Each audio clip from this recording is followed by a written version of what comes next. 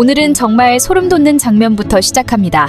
드디어 우리가 그토록 기다려왔던 강재인과 강세리의 정면 대결 장면이 공개됐어요. 자, 화면을 보시면 강세리가 완전 여유만만한 표정으로 강재인을 내려다보고 있어요. 그 눈빛 보이시나요?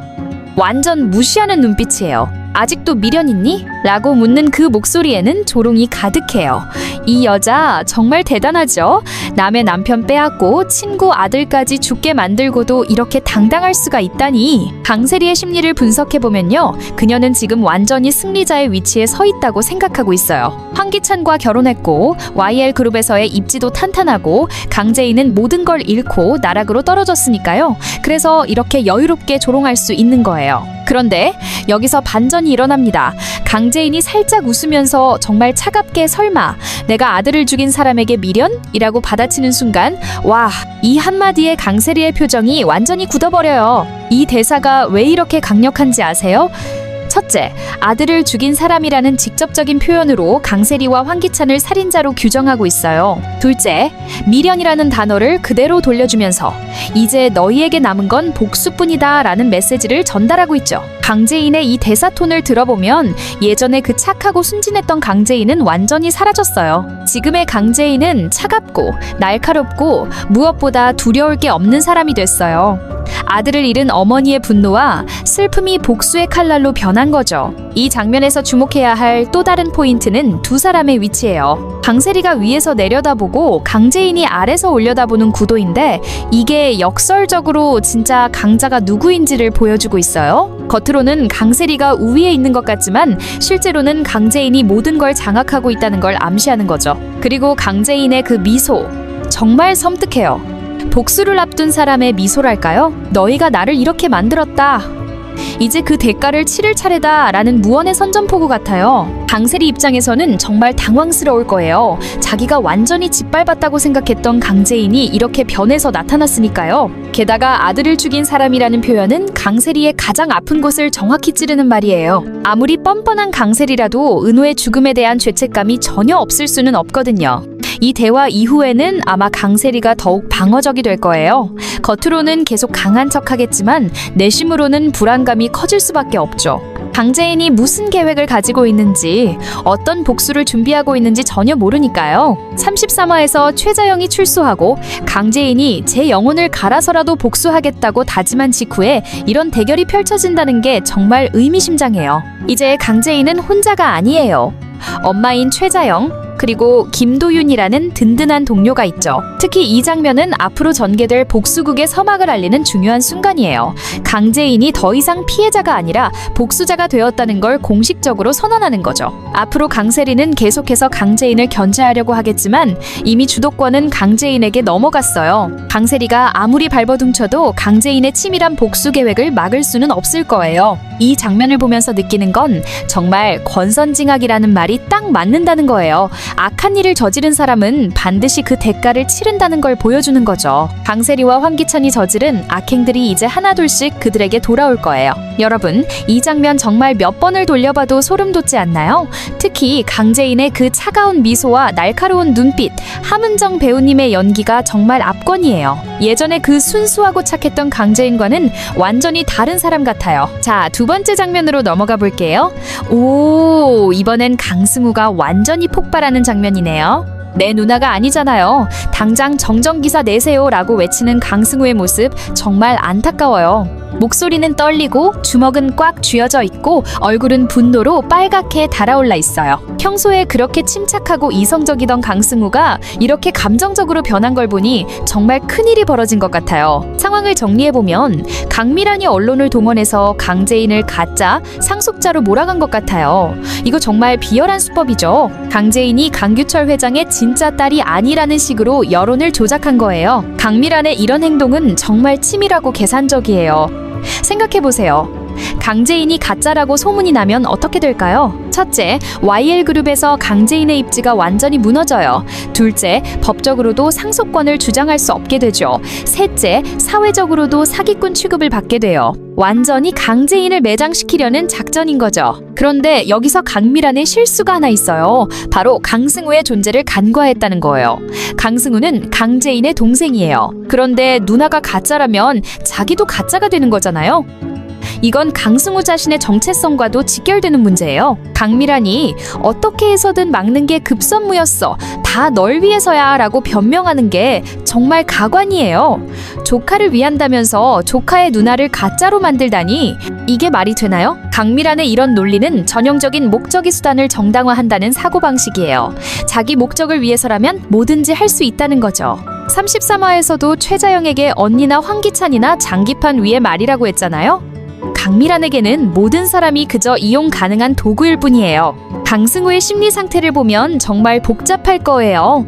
한쪽에는 자신을 키워준 고모가 있고 다른 한쪽에는 피를 나눈 친누나가 있어요. 그런데 고모가 누나를 공격하고 있는 상황이죠.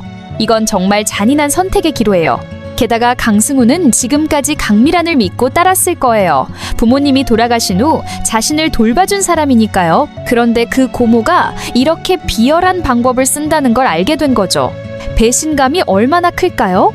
다 널 위해서야 라는 강미란의 말도 정말 모순적이에요. 강승우를 위한다면서 정작 강승우가 가장 소중하게 여기는 누나를 공격하고 있으니까요. 이건 강승우를 위한 게 아니라 강미란 자신의 권력욕을 위한 거죠. 이 장면에서 강승우가 보여주는 분노는 단순한 감정 폭발이 아니에요. 그동안 참고 참았던 것들이 한꺼번에 터져나오는 거예요. 누나가 겪은 고통, 가족의 붕괴, 그리고 이제는 누나의 정체성마저 부정당하는 상황. 더 이상 참을 수 없는 거죠. 앞으로 강승우의 선택이 정말 중요해질 거예요. 과연 그가 고모 편에 설까요? 아니면 누나 편에 설까요? 아니면 제3의 길을 찾을까요? 개인적으로는 강승우가 결국 누나 편에 설 거라고 생각해요. 피는 물보다 진하다고 하잖아요. 게다가 강미란의 진짜 모습을 알게 된 이상 더 이상 그녀를 신뢰할 수 없을 거예요. 강승우가 강재인 편에 선다면 이건 강미란에게는 정말 큰 타격이 될 거예요. 자신이 키운 조카마저 등을 돌린다면 강미란은 완전히 고립될 수밖에 없으니까요. 이 장면을 보면서 느끼는 건 가족이란 게 참 복잡하다는 거예요. 혈연관계라고 해서 무조건 편이 되는 것도 아니고 키워준 은혜가 있다고 해서 모든 걸 용서할 수 있는 것도 아니죠. 강승우의 이런 갈등은 많은 시청자들이 공감할 수 있는 부분이에요. 우리도 살다 보면 가족 간의 갈등, 특히 어른들 사이의 문제에 끼어서 곤란한 상황에 처할 때가 있잖아요. 여러분, 이 장면 정말 가슴 아프지 않나요? 특히 강승우가 내 누나가 아니잖아요 라고 외칠 때의 그 절박함. 가족을 지키려는 동생의 마음이 너무나 잘 전달돼요. 세 번째 장면. 오호, 이번엔 분위기가 완전히 달라졌네요. 로맨스인가요? 코미디인가요? 아니면 둘 다인가요? 자, 화면을 보시면 김도윤이 식탁에서 잠들어 있어요. 아마 밤새 뭔가 일을 하다가 그대로 잠든 것 같은데 그 모습이 참 안쓰러워 보여요. 그리고 강재인이 살금살금 다가가서 이불을 덮어주는데 와, 이 장면 너무 따뜻하지 않나요? 그런데 하필이면 정호성이 이 장면을 목격하고 만 거예요. 정호성의 표정을 보세요. 눈이 휘둥그레지고 입이 떡 벌어지고 완전히 충격받은 표정이에요. 아니 이게 뭐야 하는 표정이 정말 압권이에요. 정호성의 독백이 진짜 재밌어요. 에이 그럴 리가 없어. 아니야. 내가 너무 오래 연애를 안 해서 헷갈린 거야 라고 혼자 중얼거리는데 이거 완전 우리가 일상에서 하는 행동이잖아요. 뭔가 의외의 상황을 목격했을 때 스스로를 설득하려고 하는 그 모습. 그러면서도 이불이야 덮어줄 수도 있는 거지. 그럼 이라고 합리화하려는 모습이 너무 웃겨요. 정호성도 내심으로는 뭔가 이상한 낌새를 느끼고 있는 거예요. 그런데 그걸 인정하고 싶지 않은 거죠. 이 장면이 왜 중요한지 아세요? 지금까지 강재인과 김도윤의 관계는 철저히 비즈니스 관계였어요. 서로의 복수를 위해 손을 잡은 동맹 관계였죠. 그런데 이제 뭔가 다른 감정이 싹트고 있다는 걸 보여주는 거예요. 강재인이 김도윤에게 이불을 덮어주는 행동을 분석해보면 이건 단순한 배려 이상의 의미가 있어요. 첫째, 김도윤을 진심으로 걱정하고 있다는 거예요. 둘째, 무의식적으로 김도윤을 돌보고 싶어 한다는 거죠. 셋째, 어쩌면 김도윤에 대한 특별한 감정이 생기기 시작했다는 신호일 수도 있어요. 김도윤이 식탁에서 잠든 이유도 궁금하죠? 아마 강재인의 복수를 돕기 위해 밤새 뭔가를 조사하거나 계획을 세우다가 지쳐서 잠든 것 같아요. 이런 김도윤의 모습에 강재인도 마음이 움직였을 거예요. 그런데 여기서 강재인의 복잡한 심리를 생각해봐야 해요. 김도윤은 자기 엄마가 죽인 김도희의 오빠예요. 그런데 이렇게 김도윤에게 감정이 생긴다는 건 강재인에게는 정말 고통스러운 일이에요. 죄책감과 미안함, 그리고 설렘이 뒤섞인 복잡한 감정일 거예요. 정호성이 이 장면을 목격한 건 앞으로의 전개에 중요한 역할을 할 것 같아요. 정호성은 김도윤의 친구이자 동료예요. 그가 이 상황을 어떻게 받아들일지, 그리고 어떤 행동을 할지가 관건이죠. 만약 정호성이 김도윤에게 야, 너 혹시 강재인 씨랑 뭔가 있어? 라고 물어본다면 김도윤은 뭐라고 대답할까요? 아니야, 그냥 복수를 위한 동료 관계야 라고 할까요? 아니면 자신도 모르게 생긴 감정을 인정하게 될까요? 이 장면의 또 다른 포인트는 김도윤 가족들과 강재인의 관계예요. 33화에서 정윤희 할머니가 강재인을 따뜻하게 위로해주는 장면이 있었잖아요. 김도윤 가족들은 강재인을 진심으로 아끼고 있어요. 이런 따뜻함이 강재인의 얼어붙은 마음을 녹이고 있는 거죠. 강재인 입장에서는 정말 아이러니해요. 자기가 복수해야 할 대상들에게는 미움과 증오만 받고 있는데 정작 자기 엄마가 해를 입힌 가족들에게는 이렇게 따뜻한 대접을 받고 있으니까요. 이런 상황이 계속되면 강재인의 복수 의지가 흔들릴 수도 있어요. 특히 김도윤에 대한 감정이 깊어질수록 복수와 사랑 사이에서 갈등하게 될 거예요. 정호성의 역할도 재밌을 것 같아요. 그가 이 두 사람의 관계를 어떻게 바라볼지, 그리고 어떤 조언을 할지. 어쩌면 정호성이 큐피드 역할을 하게 될 수도 있고, 반대로 두 사람 사이를 방해하는 역할을 하게 될 수도 있어요. 여러분, 이 장면 정말 설레지 않나요? 복수극 속에서 피어나는 로맨스라니. 이런 게 바로 막장 드라마의 묘미죠. 증오와 사랑이 공존하는 복잡한 감정선. 마지막 네 번째 장면. 드디어 악인들에게 심판의 때가 다가오고 있나 봐요. 경찰이 황기찬을 찾아와서 김도윤 씨 유가족이 사건에 대해 여기저기 캐고 있다고 합니다. 알고 계셔야 할 것 같아서요 라고 경고하는 장면. 와, 이 순간 황기찬의 표정을 보세요. 완전히 굳어버렸어요. 깊은 생각에 빠진다고 나오는데 사실은 엄청난 공포와 불안에 떨고 있을 거예요. 이게 바로 김도희 뺑소니 살인사건을 말하는 거예요. 황기찬이 자신의 비리를 알게 된 김도희를 차로 치어 죽인 그 사건. 지금까지는 최자영이 진범인 줄로만 알려져 있었는데 이제 진짜 범인을 찾기 위한 수사가 시작된 거죠. 황기찬의 심리 상태를 분석해보면 지금 완전히 패닉 상태일 거예요. 첫째, 자기가 완벽하게 숨겼다고 생각한 범죄가 다시 수면 위로 떠오르고 있어요. 둘째, 김도윤이라는 예상치 못한 변수가 등장했어요. 셋째, 경찰까지 움직이기 시작했으니 이제 정말 위험해진 거예요. 김도윤이 왜 이제야 움직이기 시작했을까요? 아마도 강재인과의 만남이 계기가 됐을 거예요.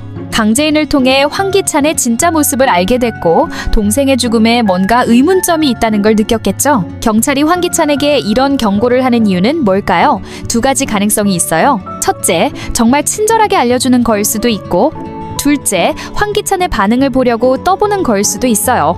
경찰도 뭔가 의심스러운 점을 느끼고 있는 거죠. 황기찬이 지금까지 얼마나 많은 악행을 저질렀는지 생각해보세요. 불륜, 배신, 사기, 그리고 살인까지. 이 모든 것들이 이제 하나둘씩 밝혀지기 시작하는 거예요. 33화에서 회사에서 망신까지 당한 황기찬은 이제 정말 궁지에 몰렸어요. 회사에서의 입지도 흔들리고 범죄까지 들통날 위기에 처했으니 이제 정말 갈 곳이 없어진 거죠.